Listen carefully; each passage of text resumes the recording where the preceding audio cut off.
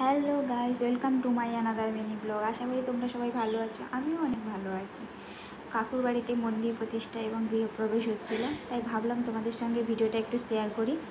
আর মন্দির প্রতিষ্ঠা করার জন্য এই প্রথমে ঘর তুলতে যাওয়া হলো, তারপর মন্দির পুজো করা হলো। আর গৃহপ্রবেশ মানেই তো জানো সত্যনারায়ণ পুজো হবে, আর সত্যনারায়ণ পুজো মানেই তো সিন্নি মাখা হবে। তাই ঠাকুরমশাই পুজো করার পরে, পুজো করার সময়ই সিন্নিটা মাখছিল। দেখো কেমন করে সিন্নিগুলো মাখছিল। তোমাদের সবাই নিশ্চয়ই সিন্নি খেতে খুব ভালো লাগে, আমারও খুব ভালো লাগে সিন্নি খেতে।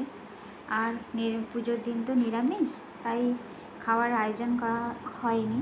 তাই পুজোর পরের দিন সবাই পাড়ার লোকজন কিছু খাচ্ছিল, আয়োজন করা হয়েছিল। আর খাবারের জন্য এই মেনুগুলো হয়েছিল। আর আমি জানি তোমাদের এইসব মেনুগুলো খুব খেতে ভালো লাগে, আমারও খুব ভালো লাগে এই মেনুগুলো খেতে, বিশেষ করে ফ্রায়েড রাইস খেতে খুব ভালো লাগে। আর এই লোকজন খাচ্ছে, এইগুলো দেখো। ওকে বাই ফ্রেন্ডস, চলো টাটা।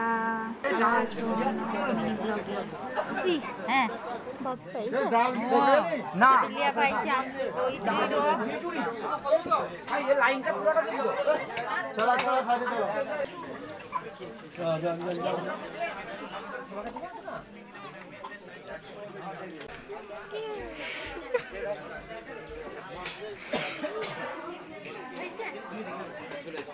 আমাকে হাং মারবে।